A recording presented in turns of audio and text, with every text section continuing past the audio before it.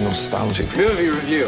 Nerdy Married Man. Hello, everybody! Welcome back to new nostalgic movie reviews. Nerdy Married Me.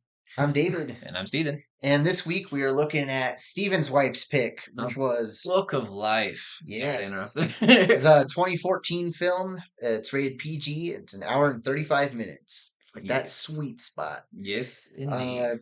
Cast for this movie, we got Diego Luna, Zoe Saldana, Channing Tatum, Ron Perlman, Kate Del Castillo, Christina Applegate, Ice Cube, and Hector Elizondo. We also have a couple little fun ones like Danny Trejo and Gabriel Iglesias. Yes, I was going to point them out too if you didn't.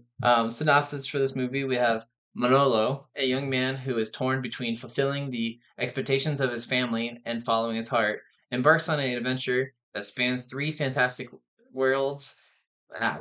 Spans three fantastic worlds where he must face his greatest fears. I guess right off the bat, I think this movie is so cool in its aesthetic and its storytelling. I like that it's like figurines, like it's Mexican figurines, Like puppets or yeah, something. that are the animation choice for this. And Guillermo del Toro does this. We haven't said that yet. This is a Guillermo del Toro movie. Like, great. Yeah. Yeah. The visuals are just so creative and charming, and And honestly, this movie came out, I'm pretty sure the same year as Coco, which is no. or This came out in 2014. Coco was 2017. oh, okay. So a little bit between each other, but it was kind of funny that we had a few Day of the Dead movies come after each other. And of course, the different studios always fighting about that. But I love this story of Day of the Dead.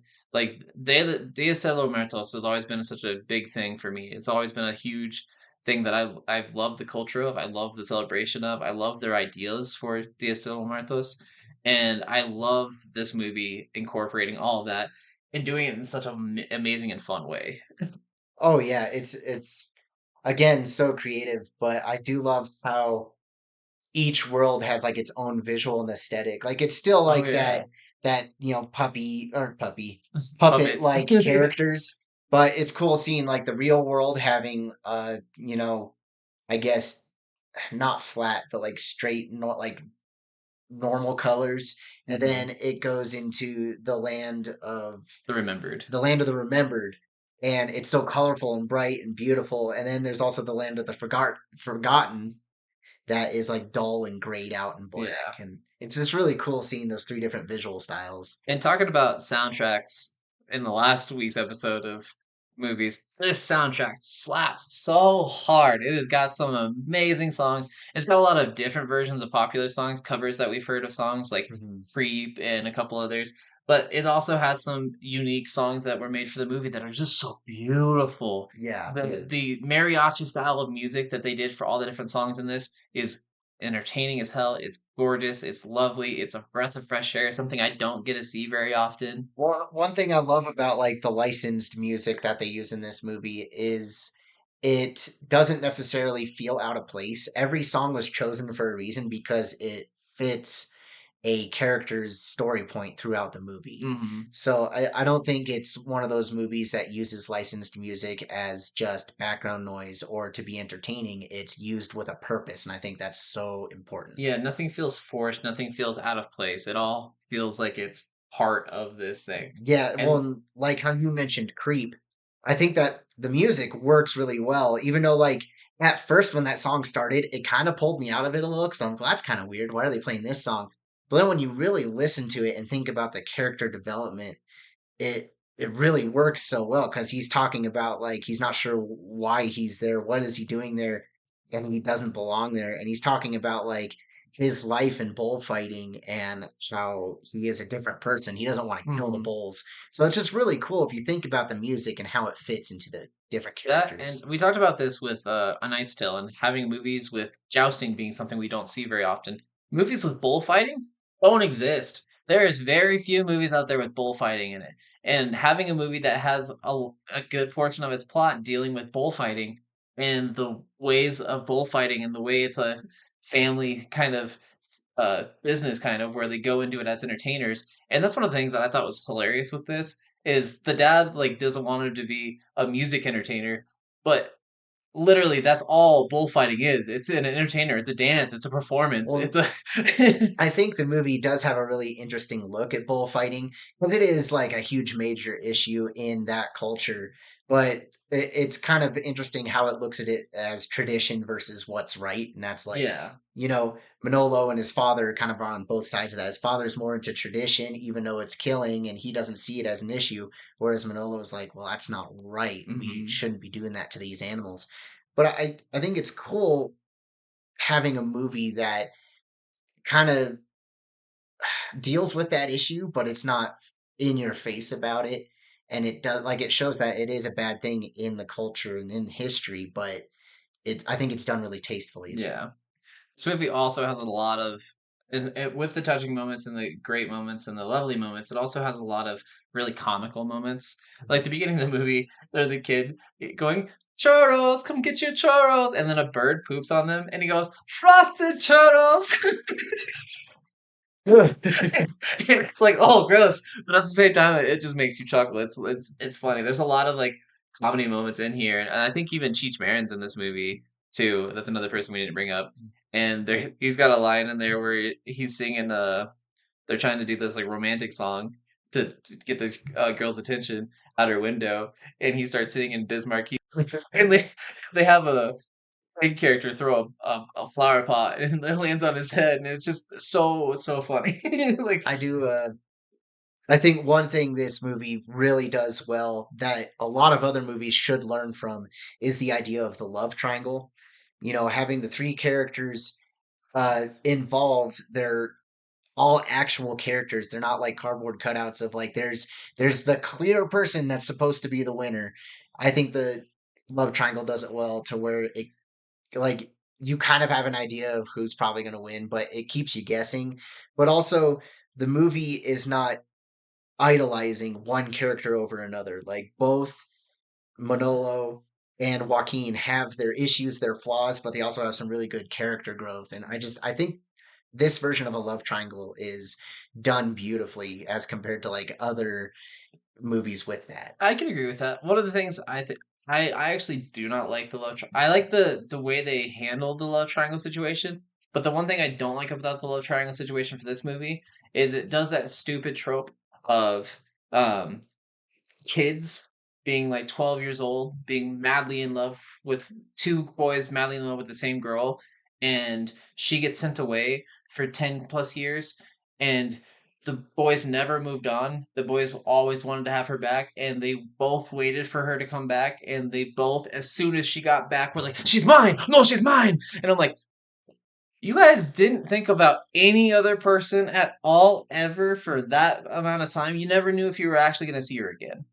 and it's just kind of one of those things where I'm like, I like what they did with it, and I think I totally agree with you. The way they handled it, and especially towards like the end of the movie, like from that point, I just don't like that split up in the middle, and then her coming back and them just being immediately in love. Like if one of them was already with somebody, but like, oh, I still love my Well, and past love, or think about these kids. They were in love with her before she left, and that's all they've had to think about throughout the years. So, of course, they're going to still be madly in love with her when she comes back. And I mean, some people do that, some don't. I mean, it's different per person, but I think it's just really well done in the fact that when she gets back and they're not instantly like, you're mine. yeah, They want to talk to her and get her to feel the same way about them that they do her.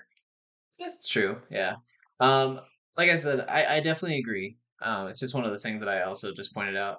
Well, Um, I like that even though they're in a way competing for her love in this love triangle, that they still have their strong friendship and they still respect each other. Like that's what I love. I love the friendship between them in this movie because they know even if times they disagree and fight over this girl, they're like, we're still friends, we're still bros. Yeah. Like I think it's There is some touching moments. We'll get more into some of those moments when we get into the spoilers, but absolutely. there's some touching moments with the way they show their appreciation and respect for each other. That's just unfounded with the love triangles that we've seen. Because like I mean one of the most famous love triangles people bring up is Edward, Bella, and Jacob.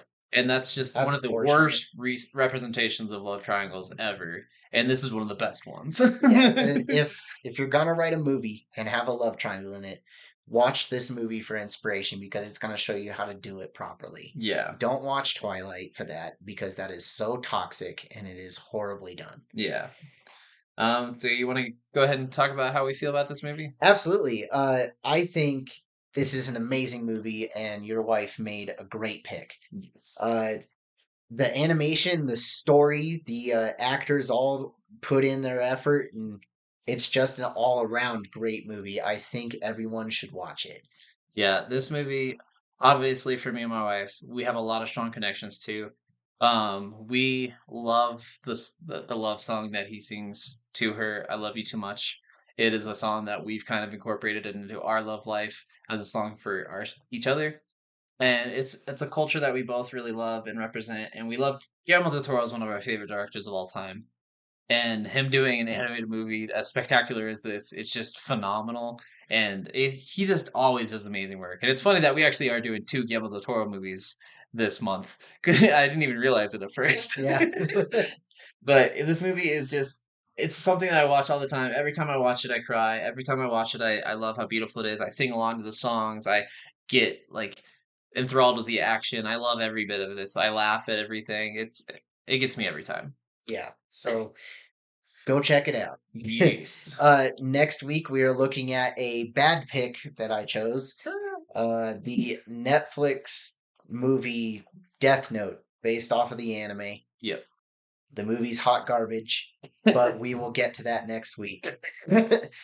And now we will move on to the spoilers of the Book of Life. Yes. So we're gonna go right into like downfalls and stuff, or Yeah, we could go into downfalls because I think I only have like one, maybe Okay. two. I guess the big thing that I had was why, towards the end, is La Muerte stuck in the land of the Forgotten Realm after she loses the bet, but Zibalba is able to travel around everywhere. Like at the beginning of the movie, yeah, it shows both of them just hanging out in any realm they want to. But then for some reason, when she loses the bet and becomes the leader of the Forgotten Realm, why is she stuck there? Like Manolo has to go on a journey to the Forgotten to talk to her when it's like, why couldn't he just like try to get in contact with her a different way? I have a different problem with that Uh, because this is something that I got really annoyed with actually watching it this time. The whole bet was that she bet that Manolo would marry Maria, Mm-hmm, and he bet that Joaquin would marry her. mm-hmm. The bet shouldn't end until the actual marriage. He Right? cheats Yeah. and kills Manolo, but she still is not married to Joaquin. So the bet still has not been won, but she is now in the land of the Exactly. Well, forgotten. it's even shown like as she's stuck in the land of the forgotten, Sibalba sits there and goes like, I have a wedding to plan. And it's like, wait, so she shouldn't be there. You Yeah. haven't won the bet, truly. I'm like, I don't get it. Oh, that's so frustrating. Yeah, that was something for me. I really noticed this time, and I was like, he didn't win the bet. What is going on? You can't. You cheat so much in this movie. You cheated with giving Joaquin the medal. You cheated with killing Manolo, and then you cheated by not abiding by the rules of the bet. I mean, he has shown like from the first time you see him that he's Which a cheater. I do hate the whole bad guys cheat cliche. I know it's a thing that almost has to happen, but it is kind of frustrating and annoying how much he cheats in this. Um, I also thought it was funny that it has the trope of the star athlete not wanting to follow in his father's footsteps and wants to be a musician. Oh, see, I really loved that because it made Manolo's character more relatable. Oh yeah, it's so true, but it is just, and like I said, these aren't necessarily wrong things, but they're cliches that I point out, and because I've been pointing out cliches in a lot of our other movies, I'm still Yep, that's fair. the hero leaves the town right as the bandits attack. That's another cliche. Joaquin, when he first leaves the town because Maria doesn't say yes to the marriage, right as he leaves, the bandits are. Well, like, yeah, like the second he steps out of the room, it's like, oh hey, the bandits are here, so we're screwed. Yeah. Besides that, I mean, it has the if there's a fight that's happening at a bell tower, the bell tower is going to be used to kill the last guy. It happens in so many movies. Yeah, it does happen quite a bit, but that's cool, Oh yeah, actually. it's a great fight, honestly. But that's just one of those things that I thought was hilarious. Well, I do love that scene how the characters like how Manolo is like, you know what, I've already been dead, and he's like, I don't care anymore about if I get to marry Maria. He realizes that the relationships, their friendship between all of them is so important and the safety of the town. It's Yeah. like seeing him push Joaquin out of the way and sacrifice himself was so cool. But I also love in that same scene the character development with Joaquin, how he's like, you know what, I don't need this invincibility brooch anymore. So he actually uses it to save Manolo. I just think it's a really cool The dynamic that double both saver. characters, Yeah. yeah, they both saved each other in the town and grew as characters. Yeah. And I love this in a lot of Spanish movies. They do this with the dance fighting because they're doing like that waltz thing, fighting the main bandit on the rooftop of the bell tower. That was really cool. And it's something that happens in a lot of Spanish movies, and I absolutely love it. It's such a cliche thing, but it's so well done and it's so much fun. I think that's it for downfalls for me, honestly. I don't have a lot of downfalls for this. I love how we were like talking about downfalls, but I think I said so many highlights within them All right. because this movie is just beautiful. It's so amazing. Back to before when I was talking about like Manolo respecting and everything. Mhm. I really love how his character, when he goes to the land of the dead, how he still respects and looks up to his family, even though they have different beliefs. Like they're Oh all yeah. known for having killed or been killed by different, like bulls in different ways, but he still respects them for, their strengths and everything they were, even though he thinks that killing the bulls is wrong. It's really cool kind of seeing that he loves his family, but he Well, has his and own it's honestly beliefs. the way that families should be, and this should be the way. Like, we don't have to necessarily agree on everything, but as long as you respect each other, and as long as you still have that love and admiration for each other, it's one of the things that I really have noticed, like coming into your family, how your family addresses a lot of the things like that. Like, we don't always agree with everyone's decisions or everyone's beliefs. Like, we have a lot of like differences of opinions on things. Even with this podcast, we've noticed how different we can be on some of the things, but there's still just so much love and respect between all of us. It's just amazing. Absolutely. But yeah, seriously, some of the things in this movie though, like some of the comedy and art style with some of the singing and stuff like I was talking about, like there's a part where he's singing "I Will Wait for You," Oh, Manolo is, and his dad comes in, he's like, "I will not wait for you," and pulls him aside. I do love that. Like when that song first started, it didn't click for me that it was the "I Will Wait" by Mumford and Sons. Uh I was like, "Oh man, this is catchy. I feel like I've heard this before." huh. And then it clicked. Like, oh, this movie's so cool. I love that when the because this story is one of those things where it's a people characters telling the story of this story to a bunch of kids, and I love they always cut away to the kids every once in a while, like Princess Bride style of storytelling. And there's one point where this kid goes, "These ancient gods put the fate of the world into these three children? It seems crazy. What if Maria didn't even marry either of them?" Ugh. And that's like, that's a good point. What if Maria didn't marry either of them? Do they both lose the bet? Yeah, probably. So, man, we'll call it a draw. There's just some of those things that I really loved, like some of the meta pointing out things that they did. I loved a lot of the meta humor. I loved some of the humor of like it's going into a song, but then they rip you out with just like the dad making a comment. Like there's so many just the ways they cut to every little bit and every different changes from music to non-music to musical to action to romance to this movie has it all and it blends it so perfectly. Oh yeah, definitely. The story beats just flow so well. Another one of my favorite lines is there's one guy when the bandits come in and the guy's like, "Ah, I'm allergic to dying. Yeah, especially in the face." And like some of the things like Joaquin talking about all of his medals because he just became a person of I have to be the most decorated soldier ever. I got to live in my father's This is footsteps. a medal for having so many medals. This is a medal for. I love one of my favorite ones is I got this medal for delivering a baby while arm wrestling a bear. I'm like, what the? Oh, it's just so just random. Oh yeah, after Maria and Manolo, Maria dies, wink wink, and Manolo dies. The kids getting the story told to them start freaking out. One kid goes, "What is it with Mexicans and death?" For me, my favorite two songs in this entire movie were "I Love You Too Much," obviously because of the special connection with me and my wife having to that song, and we sing that song to each other all the time. But also the Toro song, the Toro apology song That's a great song. when he makes another bet with Jabalba to get his life back, and he bets him anything. I will do any challenge you want. And so he is like, let me look into your eyes. I will find your biggest fear. And his biggest fear was having to kill the bull. And so he makes him fight every single bull the entire Sanchez family had ever fought all at once. And they ended up doing this giant mega bull thing, which is so cool. Oh, the visual of all the bull like bones becoming the giant bull.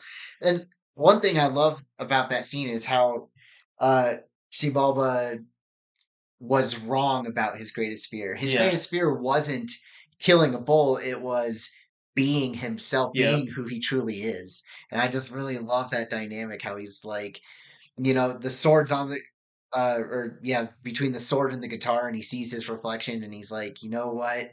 The guitar is the way to go. Well, and I love it too. Three different times in this movie, because this guitar was given to him by Maria, the girl he loves more than anything, the girl he's doing everything in this movie for, and she carved on the side of the guitar, "Always follow your heart." Yep. And every time he's feeling down, every time he needs to make a decision of what to do, he sees that quote on his guitar, he picks up a guitar and he starts playing. And that's when he does that with the bullfight, and he starts playing this apology song saying, like, I'm sorry for all the death we've caused you and all your family. I'm sorry for all the pain that you've had to deal with. I'm sorry that we used you for entertainment. I'm sorry for all of this stuff. And it makes me cry every single time. It is gorgeous. And the way the bull, you like see him, he's on fire, he's angry, and then all of a sudden he starts calming down and swaying, and then he just fades off into existence and lets go of all of his hate and all of his anger towards the Sanchez family. And then Zool was like, well, damn. I guess you're right. I do love during that scene how it shows Morelo's family reacting to him because, like, there's the grandma that is usually like, "Oh, he's not gonna do it," and Yeah. this time she's like, "Oh, he did it," and all the family are realizing like he's so right. Yep. And I love all the different things with this family and other family members being music people too, like the opera singing pirate uncle that he That had. was cool. And like this, it's so just amazing. I love what Manolo comes back to life and he grabs Maria and he just kisses her, and Shakal's like sitting there like wanting to attack him and wanting to fight him, and he holds his finger, he's like, wait a minute, wait, and then keeps kissing her, and then he goes, all right, now let's go. Like there's so many things that's just so awesome, and I love like even with certain the characters, like we didn't even talk about it. The candle maker, the person who controls everyone's life, is Ice Cube, which is amazing. And at the end of this movie, Ice Cube says, "And today was a good day." At the end of the movie, which is one of his most famous songs. I think he did really well with that character. I mean, the Candlemakers, he's in it for so little, but he is Yeah, so entertaining. it's it's so funny, and like another funny line, we see the grandma says, "Kids today with their long hair and they're not wanting to kill stuff." Like, just there's just so much in this movie. I It's can't. am I right? I think in the end, this is a highly underrated film. Oh, 100%. A lot of people just kind of threw it in the dust, and I think it's worth revisiting. It is a very strong animated Well, film. and the reason I even brought up like Coco earlier is when Coco came out, that became what everyone talked about as far as like Spanish representation of movies and Dia de los Muertos and the philosophies of it. And I know these movies are completely different. Yeah, They do have similar uh artistic approaches to at least what the subject is, the day it's on, or yeah, the and I culture it's mean, about. a lot of people. I've seen things like people think that Coco's a cheap copy of Book of Life, and I couldn't disagree more. And a lot of people think that because they both have the same, I guess, day. They're both holiday movies, basically. They both have the Day of the Dead in it. Well, Other than that, they're both about singing and they're both about family. They're both I there's a lot of they connections to it. there's connections, but I think there's also enough differences that Oh yeah. they are their own movies They and are they're different they are movies. completely their own movies. If you say one is a cheap copy of another, I think that's so annoying. I wouldn't say that, but I will say I love this one way more than Coco. This beats Coco by a landslide for me. Well, and see, I am opposite. I love Coco. I think it's a great film. I also love this movie, but I like Coco more. But that doesn't mean I think they're the same. Like they are completely different movies, and I love them both for different reasons. Fair. That's totally fair. Seriously though, like even some of the other attention to detail things I didn't bring up earlier. There's several times before Manolo plays, he actually tunes his guitar. I have not seen that in a lot of movies, even live action movies. Like, there's not a lot of times where people like down tune their guitar before playing or do something different before playing. And that's just a small little touch as someone who appreciates music as much as we do. That I'm like, that's awesome. You're tuning your guitar in an animated movie. Yeah, the attention to detail is just immaculate. But Yeah. yeah, so I think that is all I have. Yeah, I think that's pretty much everything I have.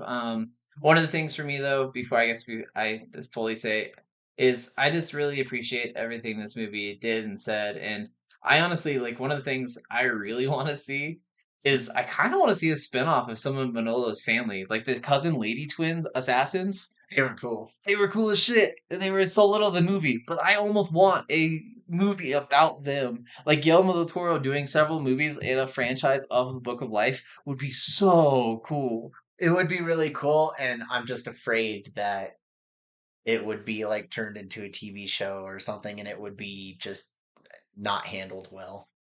Well, yes, I could see that. But if It would Guillermo be del cool. Toro does it, he's not going to let it downgrade. No, he puts a lot of care and detail into his movies, but Yeah.